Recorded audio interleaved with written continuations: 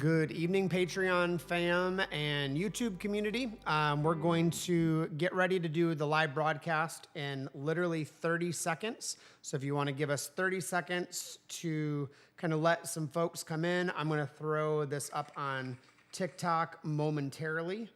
So if that's a better streaming platform for you, then you are welcome to do that as well. So give us about 15 more seconds.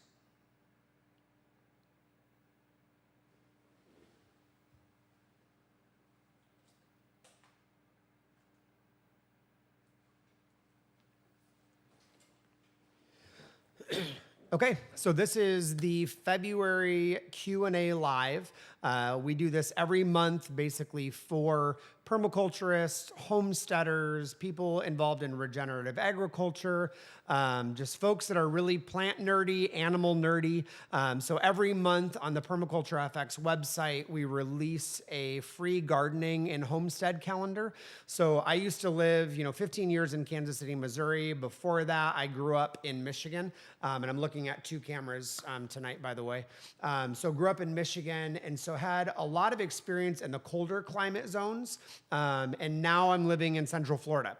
So if you go to the permaculturefx.com, there's two divisions: our cold climate and temperate climate growing zones, and our tropical and subtropical growing zones. So if this is your first Q&A live, welcome. So you can enter those questions into the chat if you would like. I'll see at the end of the Q&A live which ones that we have time for.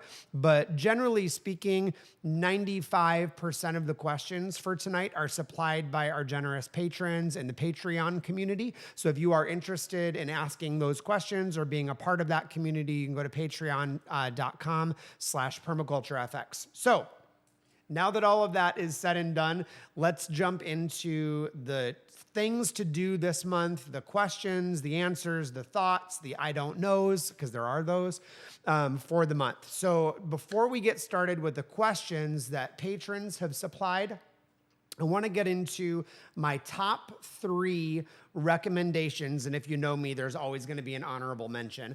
But my top 3 recommendations for USDA growing zones 3 through 8. And then also my top 3 recommendations of things to be doing right now for USDA zones 9 through 11. So if you are in USDA zones 3 through 8, honestly, a little jealous right now. There are a few moments that the Floridian in me gets a little bit like, I could use some snow. I was talking to my parents today, and it's cold there. It's 20 degrees. They've got snow on the ground. It's beautiful. And I do love the snow for like Christmas to New Year's. But after that, I'm like, give me Central Florida. Give me the warm again. But I do miss a lot of things like rest in the winter that zones 3 through 8 have to offer. So if you are in those growing zones, there's a lot you can be doing in the garden right now. I remember when I was in Kansas City, we had a polytunnel and we were growing year round. Middle of winter, it's negative 15 degrees, and we have things growing in the polytunnel and worked awesome. But even if you don't have those things available, there's 3 things that I'd recommend doing in the garden, in the food forest, if you are in USDA growing zones 3 through 8. So first thing, now is the time to order your dormant plants like your fruit trees, berry bushes, nut trees, and getting your seeds ready for the coming year. Y'all, the Baker Creek seed catalog, if you're in the Midwest, is looking fantastic. I'm loving some new food forest, like fruit tree places. Foodforestnursery.com. They're located a little north, kind of between me and Kentucky area, but they specialize in plants for USDA growing zones 3 through 8. So if you are in that growing zone, foodforestnursery.com, they've got some really great plant offerings. I do have a link for that in the link tree in my bio that you can get later. The second place that I used to love getting dormant planting from In the Midwest is Hartman's Nursery, Hartman Plant Nursery, Hartmanns. I think they have a really good selection of gooseberries, of currants, of fruit trees, of pawpaw. My God, give me all the pawpaw. If you are in zones 3 through 8 and you're not growing pawpaw, bro, are you even gardening? I mean, that's like what you need to be growing. So now is the time when you want to be ordering, getting all of that stuff ready. I'm getting ready. My parents, I said, we're up in Michigan. I'm getting ready to do an order for them to bring up in the springtime. So USDA zones 3 through 8. Number one thing you need to be doing in the garden right now is getting your dormant seeds and your dormant fruit trees ordered and ready to go. Second thing you need to be doing is spring bulb planting. So this is tulips, it's the alliums, it's the muscari, it's the hibiscus, like it's all of these wonderful things that only come up, the Dutch flowers basically in the spring. Now I know in some areas it doesn't thaw at all during the winter, but I will say this, even up in Michigan, you get 4, 5, 6 thaws during the winter where you can stick a trowel in the ground 5 or 6 inches, move it apart, and then stick a bulb in. So if you do get those thaws, this is the time to be putting it in. One of my favorites was Allium giganteum. It's like this big, hot pink powder puff ball that just flowers for like 2 months. I mean, absolutely showstopper, gorgeous in the garden. So muscaris and snowdrops and daffodils and, you know, all of that stuff. Get your spring bulbs in the ground now between snows. Third thing that I would be doing is getting your plan for compost ready for your last frost. Now, starting in the Midwest, so I'm talking Kansas, Missouri, you know, you could start getting warmer in March, which means you need to start ordering the compost and the amendments now so you've got them kind of ready to go so they can start, you know, working in the soil. Now, I generally don't do heavy fertilization in the Midwest until after the last frost date. But compost is mild enough, you can absolutely go ahead and start doing that. And it'll work really, really well. So before we go to USDA zones 9 through 11, let me click something real quick because it just froze on TikTok. All right, TikTok is no longer frozen. Apparently I reached my social media maximum for the day, which, what even is that? Stop judging me, iPhone. So let's talk about USDA zones 9 through 11. So first thing is spring fertilization for the food forest. Now, if you're in Central Florida, anywhere in Florida, it has been a weird winter. It's been unusually and unseasonably wet, and we've been pretty mild the entire winter so far. So, I mean, so far, really, the winter, we haven't had any hard frost in Central Florida. In fact, I've had no frost here. We got down to 37 one night, and that was pretty much it. So right now, things are a little ahead of schedule, which is going to be really good if we don't get a frost. It's going to be really bad if we do end up getting a frost. I'm just going to go with, you know, God's not going to send a frost. I'm just going to go with that for right now. So I'm basically right now, I was looking in the food forest, my plums, my peaches, my nectarines, my avocados are about 2.5 weeks ahead. So right now I'm fertilizing with my nitrogen fertilizers about 2 weeks earlier. Normally in Florida, the rule of thumb is February, June, and September in USDA zones 9 through 11. So California, Texas, Arizona, that's when we usually do our fruit tree fertilizing is March, June, and September. And you're gonna focus on NPK. So in March, you're doing nitrogen, then you're doing phosphorus, then you're doing potassium, February or March, June, September. Right now, this year, it's kind of end of February. I'm doing some of the nitrogen stuff. So what am I doing right now? Great question. Thanks for asking. I'm doing a lot of blood meal because blood meal is a really excellent, you can get it organic, you can get it sustainably sourced, great source of pure nitrogen, and it's fairly slow released. I've done fish emulsion, foliar sprays. I've done kelp. I've done a little bit of molasses to help absorb that. I've done a little bit of Epsom salts for magnesium. And today I did azomite. So that's going to help with silica and the absorption of those minerals. So that's kind of what I'm doing right now. I would say it's pretty safe on your peaches, pear, plum, nectarine, avocados, mangoes. I'm applying those things now. Generally, I'm doing it the 1st of March, but things are a little bit early this year, so I'm jumping into it. If you're really hesitant, if you're North Florida and going, dude, Chris, I'm probably gonna get another frost. Trust your gut. Go with just a little bit of compost. Compost is light enough. It's not going to spark tons of new growth in your food forest really quickly. So you're still going to be safe to fertilize and not have a lot of that growth. So that's first thing I'm doing is my spring fertilization and my spring soil work in the food forest. Second thing is I'm getting ready for my last round of seeding my annual vegetables. So honestly, usually by now, a frost has killed my tomatoes. My tomatoes are freaking rock stars right now. I mean, I'm getting a bowl of tomatoes every single day. Peppers are coming in. The greens are still going from the winter garden. So things are still looking good, but I want to have that diversity. So I'm planting another round of all my nightshades, my peppers, my eggplants, my tomatoes. So I'm getting another round of those by seed in seed trays. I'm also getting ready to do some dormant planting on stone fruits. So I personally never ever plant fruit trees when they're flowering.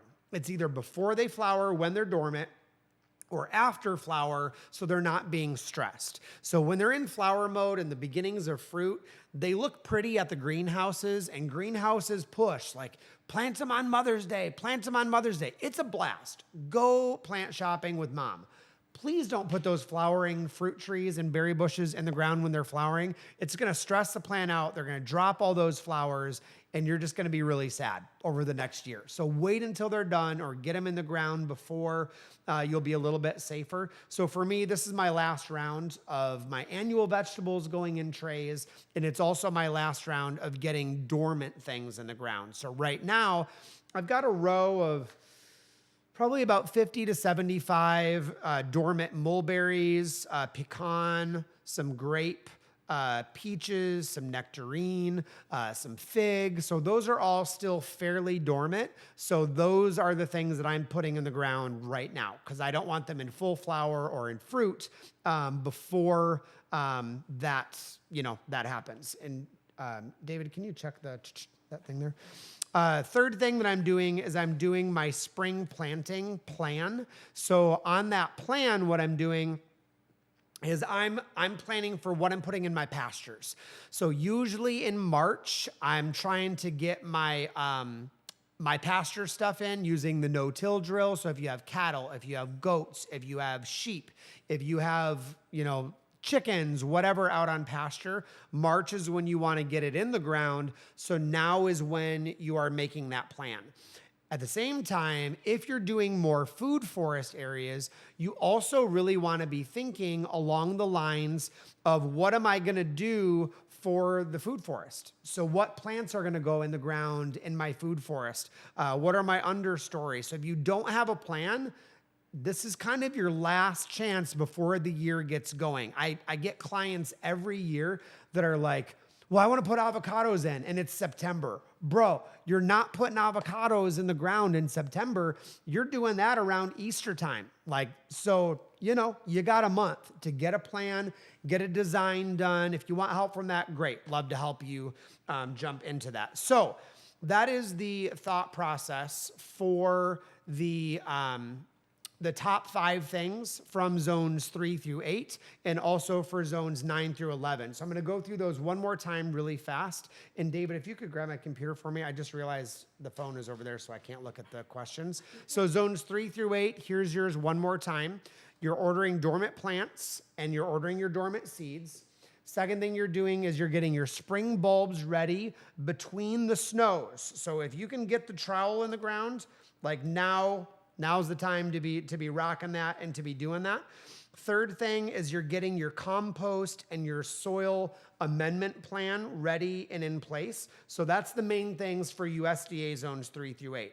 If you're in zones 9 through 11, again, your top 3 things before we jump into the question and answer stuff. Number 1 is your spring fertilization, getting your soil ready. So in my growing zone, USDA zones 9 through 11, we are super hyper focused right now on blood meal, Epsom salt, azomite, and compost in the food forest. All of those high nitrogen goodies are what we're all focusing on right now. Second thing for USDA zones 9 through 11 is it's our last round of seeding for our annual vegetables, and it's our last chance to get those stone fruit in the ground while they're still dormant. Now, you can plant them later, but beloved, they're not going to be dormant later. So we want to make sure we get them in the ground the best that we can when they're still in dormancy. And then number 3 is your spring planting plan. If you want a food forest this next year, get a plan now, because by Easter time, you want to hit the ground and you want to be running. So let's get to the Q&A. So if the questions that I always answer first come from the Patreon community. So that's patreon.com/permaculturefx. There's a link for that in the bio if you're viewing from TikTok or from Instagram. So I'm going to go through this list of, I believe there's like 10, 12 questions. And then if there are some questions that have come in through the various live streams, then we'll get to those questions. So question number 1. This comes from Tandem Trails Farm. What are your thoughts on the root beer plant in the food forest? I'm not sure if I should use them. They seem to be a spreader. So root beer plant, sometimes it's called Santa Hoya or Hoya Santa. So it gets these leaves kind of about 8 or so inches across, and it's kind of like snake-like flower. Beautiful plant used to flavor a lot of Hispanic, Mexican, Latin cuisine. Really yummy for a tea, great medicinal properties. And it grows awesome in full shade, or sometimes even part sun. It'll do okay. Personally, I love it. And I use it in larger areas in mass where it can spread. It is not an invasive species where it's going to spread by seed. It's going to spread mainly by rhizome and by runners. Also, you like my Harry Potter Marauders map socks. They're pretty great. So I would plant it. If you've got enough space, awesome. It is not one that is going to be livestock friendly. They're not going to love it, but it could cause a little bit of rumen irritation in it, because there's a lot of terpenes and terpenes in it. So it's got a lot of medicinal properties. That's where that fragrance comes from, that root beer fragrance. So that's not going to agree real well if you've got cattle, goats. I mean, they have rumens of steel, but cattle and horses, you got to be a little bit careful with the Hoya Santa or the root beer plant.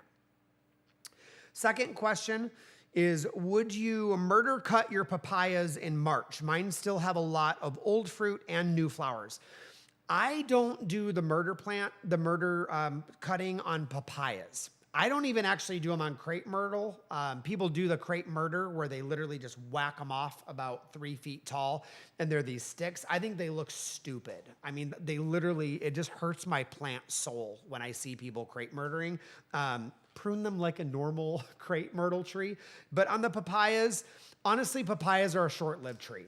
I mean, at most, it's going to be like 3 to 5 years. If you're in Central Florida and north, I'm talking like 2 to 3 years, and they're gone, but they produce the same year. I'm generally of the mindset, I just plant a few papayas every year, so you've always got papayas, and you have them fruiting at different times. If you eat a papaya, they're fairly true to seed. People get really picky about, kill the male papaya. It's got male flowers. It's never going to produce fruit. Rubbish. I have absolutely always had male papayas producing fruit. Now, do they produce as many?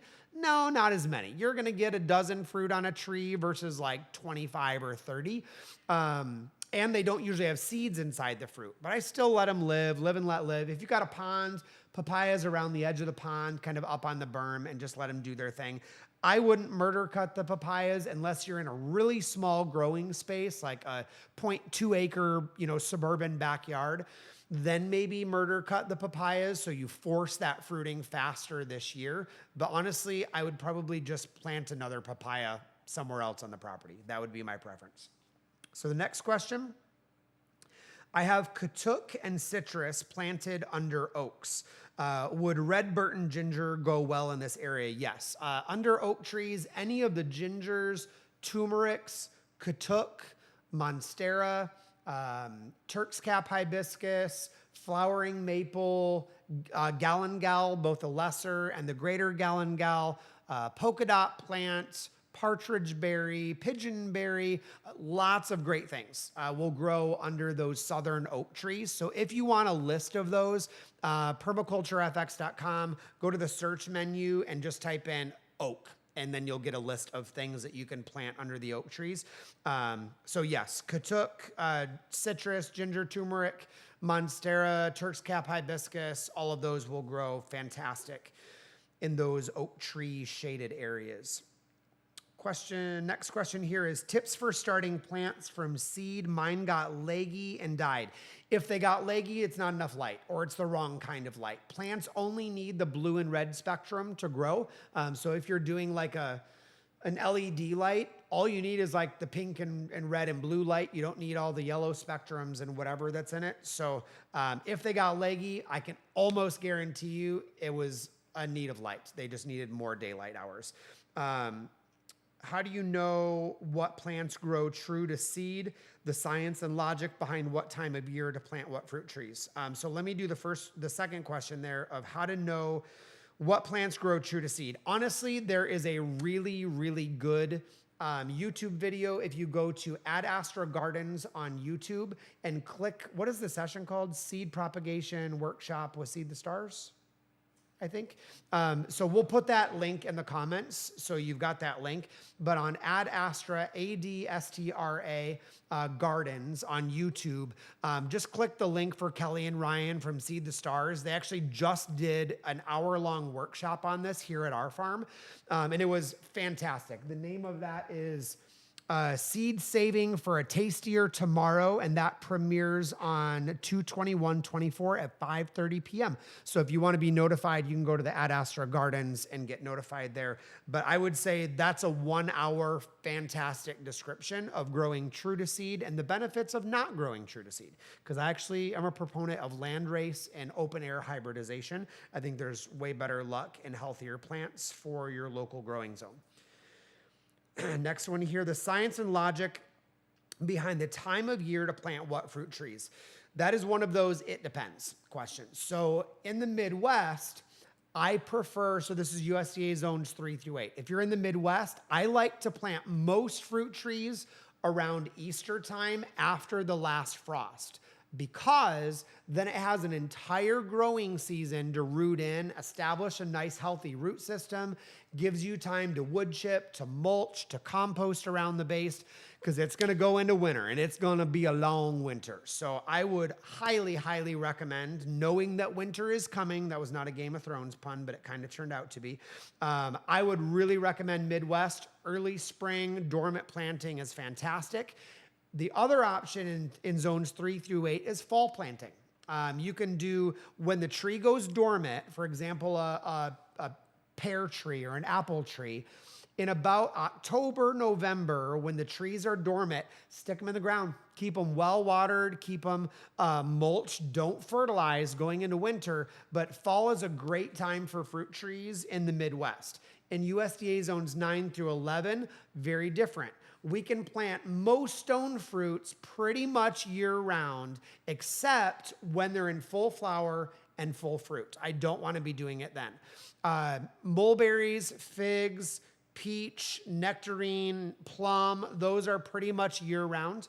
The only ones I'm really concerned about in USDA zones 9 through 11 are super tropical. So I'm talking mangoes, some of the papayas, avocados, Jamaican cherry, Barbados cherry. Those are ones that they need some time to really root in before they go dormant. So those are ones, Easter time, that's pretty much what I'm doing, all things avocado, mango, and super fruit tree, tropical fruit trees. So that's kind of the thought process on those.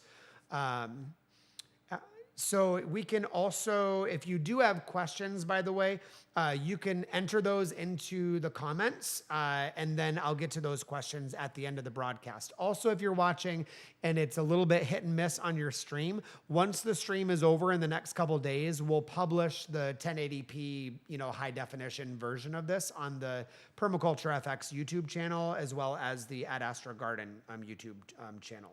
So the next question is how and when to prune moringa trees.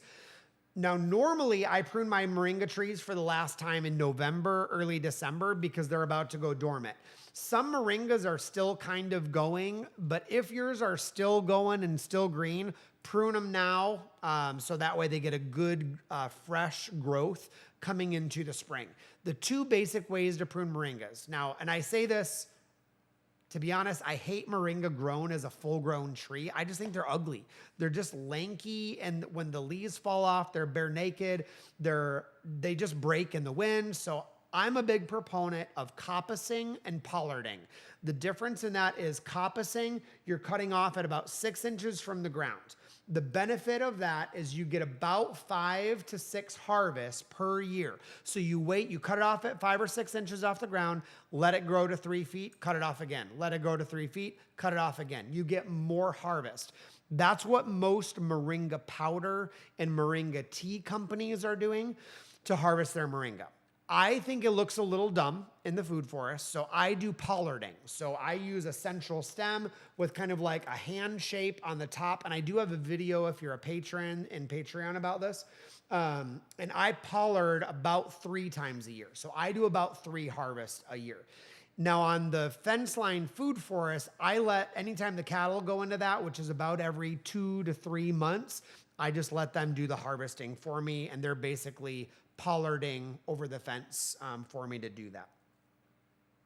Next question. Fruit trees are a huge benefit, especially with kids. Yeah, absolutely. But obviously they take much longer to establish and begin producing than annual vegetables. Can you recommend some bushes or fruiting annuals that we can plant that will produce quickly while we wait for avocados, stone fruit, and jujube to grow up and do their work? This particular person did a strawberry tree, but they don't do real well in the freeze. So some of my favorites that will produce year one, first of all, mulberries. I am obsessed, not mildly, fully obsessed with mulberries. Literally, they will produce in a 6-inch pot. The dwarf everbearings especially. I don't love the dwarf everbearing mulberry. I know that it's super popular in all the greenhouses. It's all the rave because the name is everbearing. The fruit they're really little. They tend to be a little bit dry. Do I have it? Yes. Primarily, I grow dwarf everbearing mulberry for the wild songbirds, to be honest. I just let the songbirds take care of the dwarf everbearing. There's other everbearing varieties that are similar with bigger fruit that is tastier. So one of them is called Chiang Mai 60, Chaing, Mai, M-A-I 60. It means the beautiful city. So Chiang Mai, Mandarin Chinese, is really good mulberry, going to be about 1.5 inches long. Deep red, almost purple and black in some cases. Got a really great flavor palette. The dwarf Thai mulberry, Thai, is a really good one. That's more of a red mulberry, so that's going to be sweet and tart. What are some other really good ones? Oh, the Tice mulberry. If you're in Florida, Tice is one of our native mulberries. It grows a little weird. It's kind of like a shrub tree. It's shorter, squattier, denser, but the fruit are like 2 inches long, and they're more along the lines of a blackberry. So it's a really interesting flavor. They're actually producing for me right now, if I can get them before the neighbor kids. The neighbor kids are raiding my tree, and they're eating them even when they're red because they love them so much. I'm like, y'all, leave my mulberries alone. If you are watching this, Caden, I'll forgive you for yesterday stealing my mulberries. Colton, he doesn't really like the mulberries very much, but shout out to my boys. So mulberries would be one of my first choices. Loquats produce usually second year, so that's a really good choice. For annuals, ground cherries. Fantastic. Ground cherries will grow as a self-seeding annual all over the continental United States. Even Hawaii can grow these really well. So if you're in the kind of Midwest, Grandma Ott's is really good. Here in the warmer climates, Cossack ground cherry and also Cape Cod gooseberry is really good. Get your initial round by seed. I bought my seeds here from Seed the Stars. The Grandma Ott's I got from Baker Creek and the Urban Gardener is where I got those from. So those are probably my favorite, like really fast producers. David, can you think of any more fast producing, like first year you're going to get fruit? Honestly, I like bananas. Oh yeah, bananas. Throw mulch on them and then just take them out later. Yep. You either spread them somewhere else. I don't know if you all could hear that on the broadcast. So I'll say that one more time. So bananas are really good if you're in Central Florida, pretty much zone 9A, down to 11 and 12. You'll get fruit within 12 to 14 months, faster if you buy a little bit bigger banana. So those are really, really good. My favorite varieties of bananas, I really love Kokopo. Really love it. It's a funky fruit because the outside is orange, the inside of it is orange, but the flavor is like what I want all the other bananas to taste like. I am not a big fan of Grand Naim. Everybody loves it because it's like the grocery store banana. But once you start growing your own bananas, the grocery store banana is so overrated.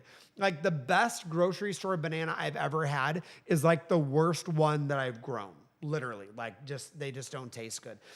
So there's just a lot of the Cavendishes, the ice cream banana, Blue Java. What's the red one? Sumatran X is really good. So there's a lot of other varieties of bananas that are just, Raji Puri is really good. Yeah, so lots of bananas. I just be doing a lot of those. Also, blackberries will produce for a first year. Passion vine, both the purple possum and the native Passiflora incarnata. Yellow takes 2 to 3 years. You have to get the right variety of blackberries because there's some. Yeah. Ones are first year, the old ones are second year. Yeah, he was saying the right variety on the blackberries. And this gets a little tricky. So the Freedom is really good, is decent, but takes a couple years. The Navajo and Natchez are good, but not zone 9B through 11. That needs to be 9A, north. What are some of the other ones? Arapo, I've heard is really good. I'm trying it this year for my first time. So I got mine from foodforestnursery.com. So I'm super excited for that one. And I heard from a buddy of mine that he grew it here and it worked great. So yeah, Home Depot once in a while has them. You just got to watch the varieties. Man, I was in Tractor Supply Company the other day and they were literally selling peach trees that were only like Kentucky, Tennessee. Like that is the farthest that you could grow those things. I'm like, those are never going to produce here ever in a million years. And then what was the other one they were saying? Oh, currants. And I'm like, currants, you can't even barely grow those in the Midwest. Come on, whatever. Gotta love big box stores. So those are recommendations for fruit trees that fruit quick for the kiddos. Next question. Have you heard of the CDT vaccine for livestock and do you give it? Yes, actually, there are different CDT vaccines, both for goats and sheep. There's a separate one for bovine, for cattle. We do give them primarily because it's a vaccine that does not impact the DNA of the animal. So what I mean by that is it is a dead vaccine. It is not a living mRNA vaccine. I'm going with the dead one. So they're not messing with the DNA of the animal. So we don't do any RNA, DNA vaccines unless they are dead. Now, I'm not a conspiracy theorist, but I will say this. Those vaccines are getting really hard to find right now, and you go to the companies and you can't even find them. Like they're not even on the shelves. It's a little bit weird. So when we ran livestock through this last week, we did do 2 vaccines on the livestock, and those are still under OMRI certified. It's still considered organic. So they're absolutely fine. We also do on cattle, we do Multimin 90, which is magnesium, iron, copper, manganese, couple of just minerals basically. So Multimin 90. I don't know if you can give that to goats. You'll have to look that one up. The other one that I always give cattle, livestock, horses, goats, sheep, all of them, B vitamins. A B complex shot once a month. If they're on the struggle bus, B vitamin shot. And it's super easy, very, very easy to give because it's not a intravenous. So all of these are going to be just IM or subcutaneous. So just super easy to give. So those are the ones that I typically give most often. Now, sheep, because I know this person, sheep in Florida are hard. You are kicking butt for even choosing to do sheep. I would definitely be doing that vaccine. I'd be doing your B shots. I'd be doing a multi-min, lots of minerals, because remember our soil, very, very mineral deficient. Lots of bamboo, lots of moringa, lots of comfrey if you can grow it at your site. Lots of katuk would be another one that I would be doing. And then as far as in the sheep protocol for Florida, I would probably be doing probiotics on sheep every other month. I only do it like 2 to 3 times a year on cattle and on poultry. But on sheep, they tend to get bacterial infections in Florida. And I think the reason why, I mean, sheep are Scotland, Ireland, where it's damp, it's humid, but it's cold. We get hot and damp, which is a recipe for all things bacterial infections. So I would probably just increase that. And the struggle, I know you guys just lost an animal, had a really hard time. I would really double check the folic acid that they have available, those folates, check the minerals and B vitamins. And then the other one with birthing of any animals and livestock, those pregnant mamas need a lot of selenium and a lot of vitamin E, like a lot. Now, you don't want to double the amount. Stay with the actual dosage because you can get selenium toxicity. But that being said, really make sure vitamin E and selenium are kind of at the top of the list. What are your thoughts on alternatives for milk replacers and the weaning age? Definitely make sure that you're using initially some milk replacement with colostrum. They absolutely, those babies must have colostrum. If in doubt, add a little bit more, add it a little bit longer, and kind of go from there. We are being advised to introduce grain early for him. Yes, probably. I would try fermenting it and then easing him into that process and not do the hard grain right away. Make sure that there's a really good rumen microbiome before you do the hard grain so it can actually process those. And I would start easing it in, like don't stop the milk replacement and go immediately into the grain. So just start adding a little bit in as a treat and then as a fermented and then slowly transitioning off over several weeks. We purchased a milk replacer. It realizes it was medicated with Citrustem. That's fine. You're not going to be drinking the milk right away anyway, so that should be totally fine. Next question. I heard about the book Permaculture, A Designer's Manual by Bill Mollison mentioned on a podcast. I looked it up. It is $100 to $150 even used. That is a big nope. I would agree with you there. Dave Ramsey would also agree with you there. Do you have a couple book recommendations? I always got book recommendations that would be a little bit easier understood and applied, but not too deep. But not deep enough not to be fluff. So Permaculture Designer's Manual, this is my show and tell. This is one of the founding documents of permaculture. Do I own it? Yes, I bought it. I bought it when it was way less than $150. The way that it's set up is likened unto a college textbook, but not even the front of the textbook, more like the appendices sometimes. It's a little bit hard to navigate. It's a little bit clunky. That being said, the information is phenomenal. It is very deep, very in-depth. There's a lot of great science. There's a lot of studies. There's a lot of incredible techniques that are exemplified in that. I use it personally as a reference manual, not as a designer's manual, if that makes sense. I can count on one hand the number of times after my first year that I have opened that document, that book, because I think there are other resources that are a little bit more palatable. Now, those other resources, many of them have taken information from that designer's manual and they've repackaged it and made it a little more palatable, more pictures, more diagrams, made it a little bit easier. So some of my favorites of those that have taken that information, I'll just show you some of them. So first one is by Toby Hemenway, Hemenway. It's called Gaia's Garden. This is available as an audiobook.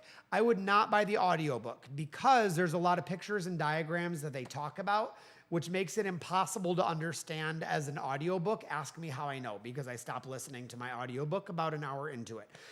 The book is fantastic. It is available on Kindle. You can get it on, other digital formats or whatever as well. I bought the hard copy because I've highlighted in mine. I've spilled coffee in mine. Here's my coffee page that is, a little wrinkled now. But I think Gaia's Garden is the best for the beginning permaculturist that's getting started like at a at-home scale, personal backyard, or a mini farmette. So it gets into layer composting, integrating chickens into the system, when to prune your trees, how do you do a foliar spray. So I think this is a really good summary one.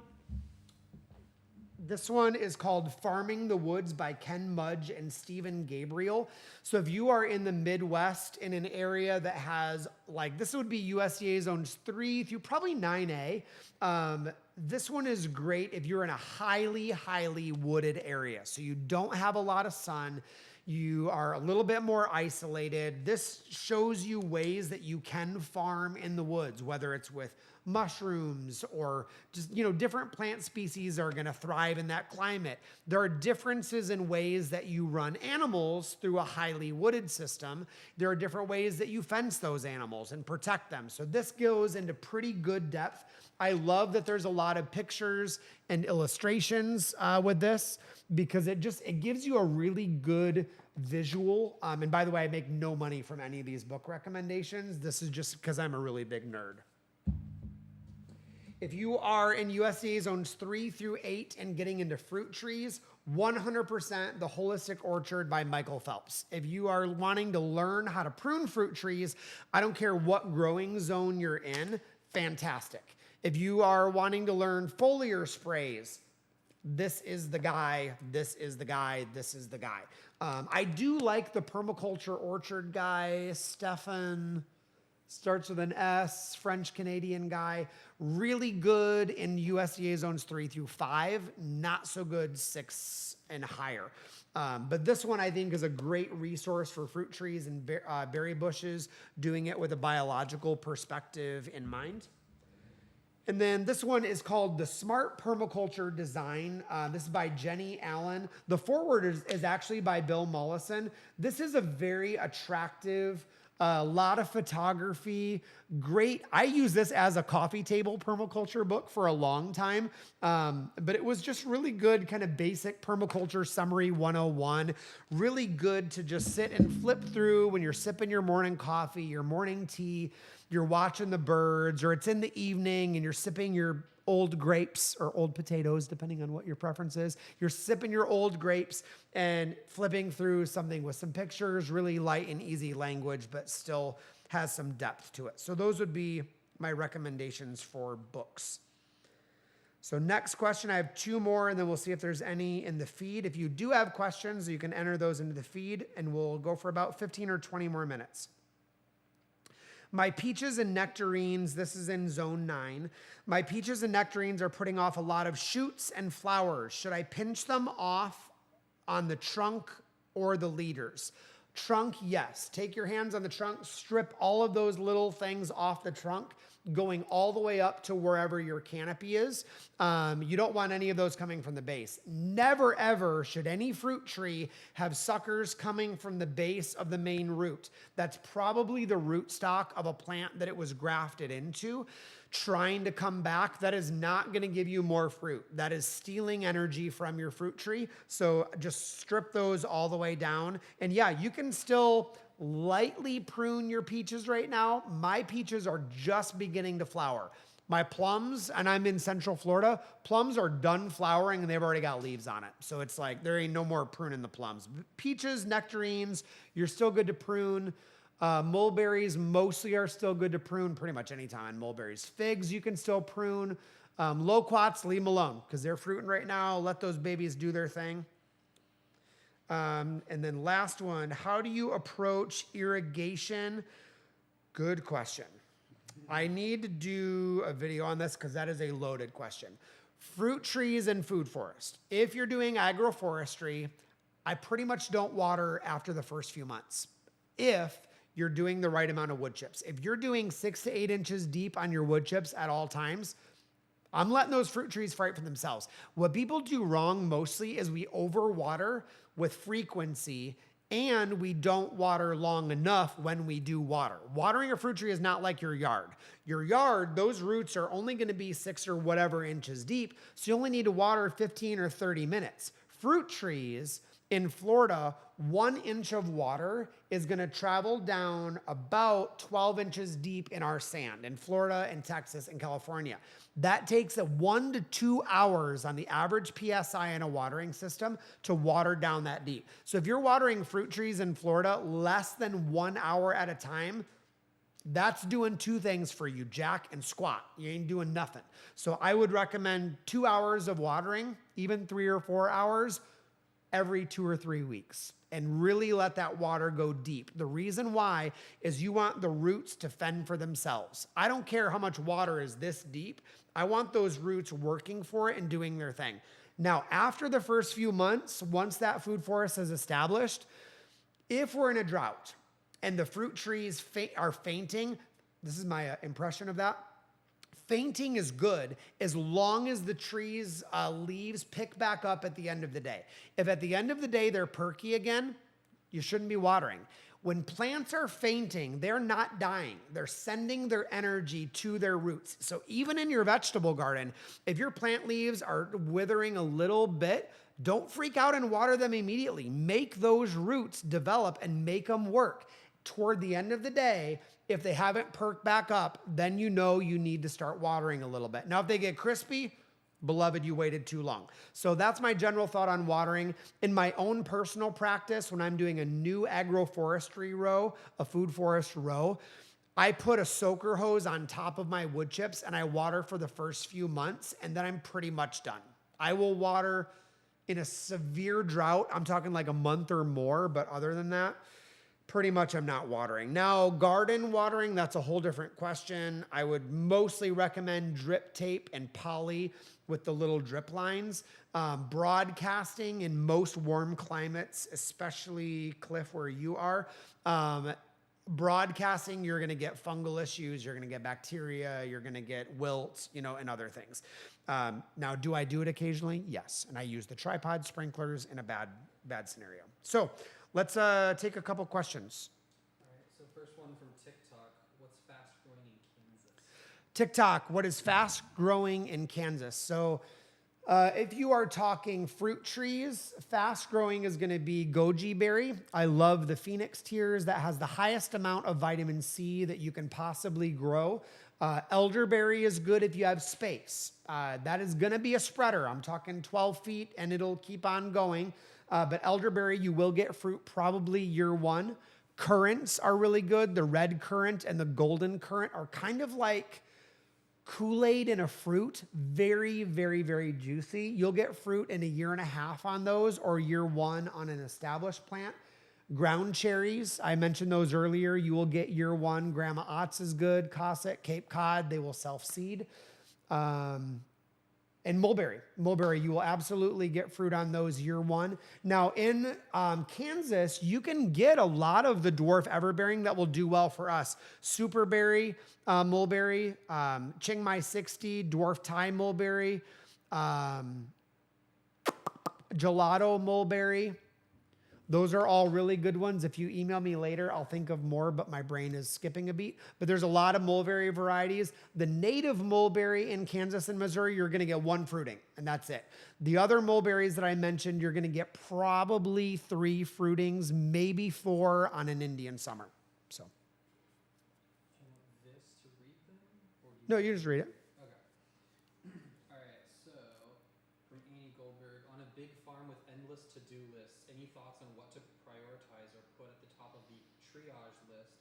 I'm in plant debt, especially this time of year.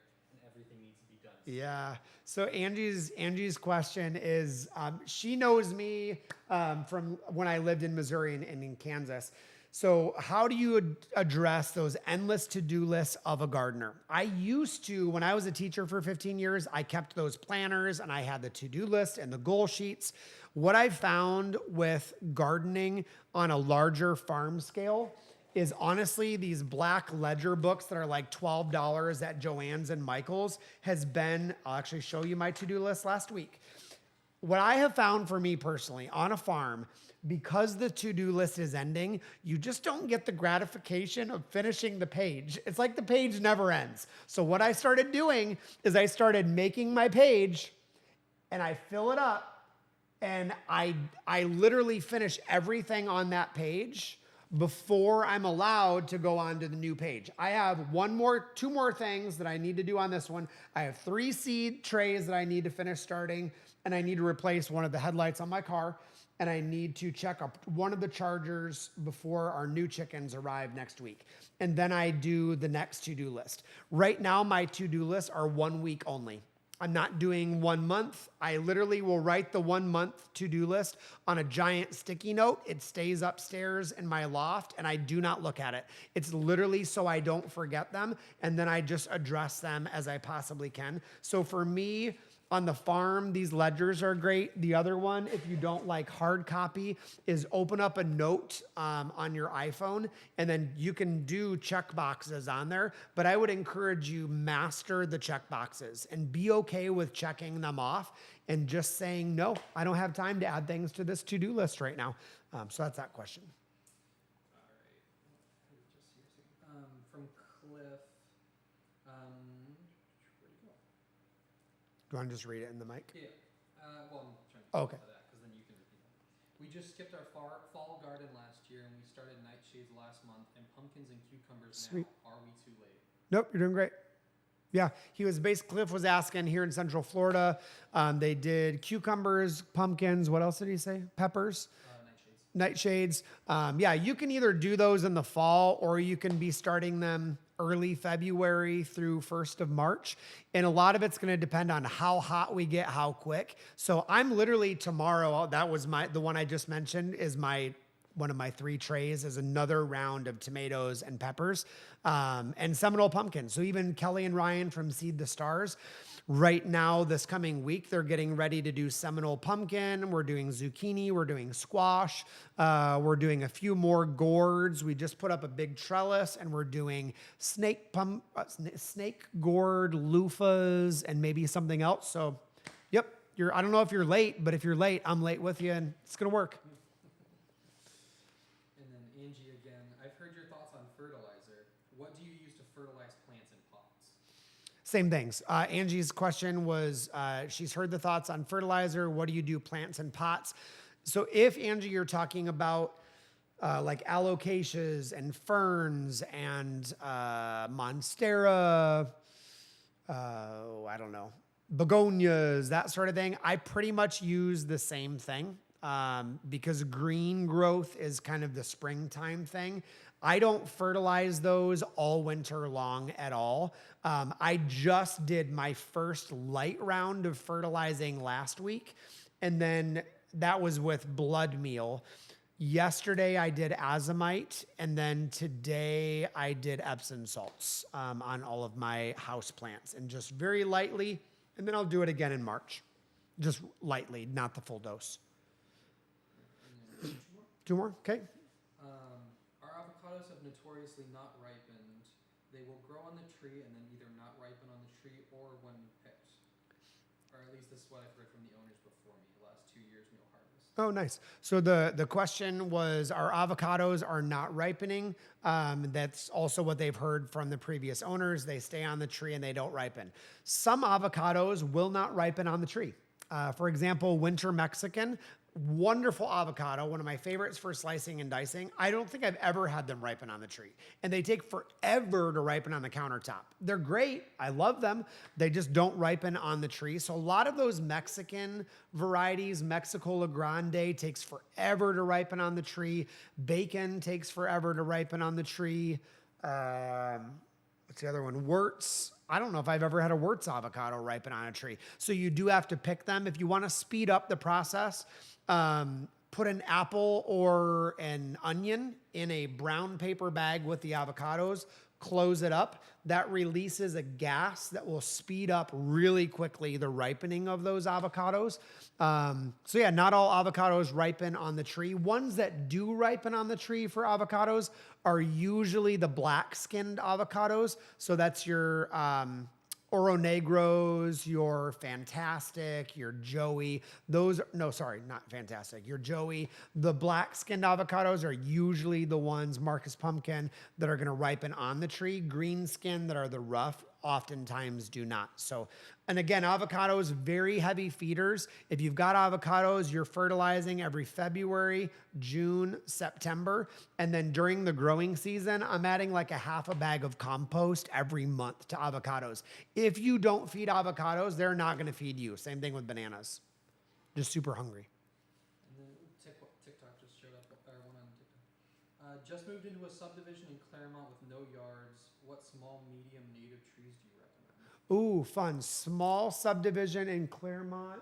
What is it? What small, medium to native trees? No, a lot of trees you can prune. So I design a lot in Claremont. The key with doing a food forest in Claremont, especially if it's one of those new subdivisions, the Hills of Mineolas, repeated patterns. So 2 avocado trees on the side, sloping down to berry bushes. Think symmetry in your backyard.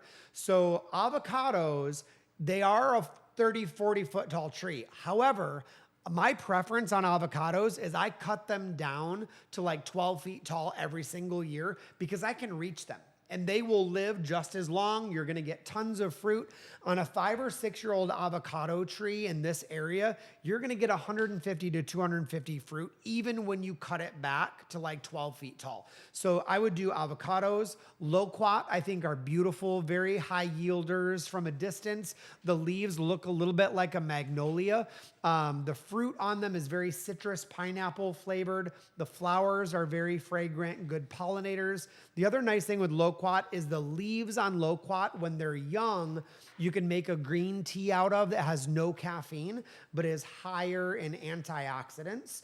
The loquat is a native. The other native, mulberries, lots of mulberries. So native, the question on mulberries are native on every single continent that exists. There are native mulberries in the Middle East. The Turkey mulberry, for example, they are native in China. They are native in Russia. They are native in Florida. So mulberries. So if you want dwarf ones, I would do Chiang Mai 60, dwarf Thai red, and probably gelato would be my 3 that I really enjoy on the mulberry spectrum. Other native fruit trees to this area, I mean, loquats and mulberries are pretty darn good. And there are native avocados to Florida. They're like naturalized. Those would probably be my favorites, I think, for this area. And if you're not wanting to do fruit trees, Green Isle Gardens is really close to Claremont. Yeah. Because if you're in Claremont in an HOA, you're going to have a hard time sliding past certain trees. Yeah. Going there and looking at stuff. So on YouTube, so you can hear that, he was recommending Green Isle Gardens in Groveland. They have a lot of good native flowers. Not a lot of good edibles. A lot of the native edibles are things like Simpson Stopper, but it will also bust your teeth out. I mean, the pit is just really hard in them. There is a native passion vine, the Passiflora incarnata, but you'll have to grow that on your back fence because that will probably try and take over the world. There are native elderberries, but they are also spreaders. It's kind of a myth that natives are not invasive because there's like native bamboos all over the United States and they're invasive. They are native. There are native elderberries all over the United States. USDA zones 3 through 11, and elderberries will spread to no end. So native does not necessarily mean that they're not invasive either. So any more questions on TikTok or YouTube? Awesome. So thanks so much for joining in for the live broadcast tonight. So those questions that we answered at first were supplied by the Patreon community, whose gracious support makes all of our social media and our content doable and available to others. If you're interested in being part of that community, getting PDFs, classes, workshops, garden tours through Patreon, you can check out that link in the link tree in the bio. Otherwise, every month, don't forget the first of the month, we do a free mailing list that is a free gardening calendar. So we do one for USDA zones 3 through 8, one for USDA zones 9 through 11, and that is totally free. There's no, crazy weird stuff in there. So you can sign up for that free newsletter at permaculturefx.com. If you're interested in more of those videos, make sure that you like, subscribe, and do all things social media. So thank you again so much. I hope you enjoyed the live Q&A this month. As always, have fun, and I will see you in the garden.